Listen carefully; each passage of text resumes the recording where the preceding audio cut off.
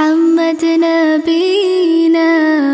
بنور هدينا من مكة حبيبي نور سطاع المدينة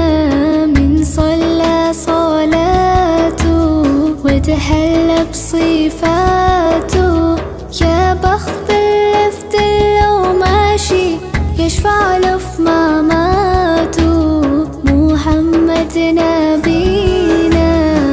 بنور هدينا من مكة حبيبي نور سطاع المدينة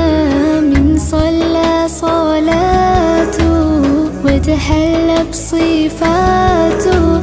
يا بخت اللفت لو ماشي يشفع له في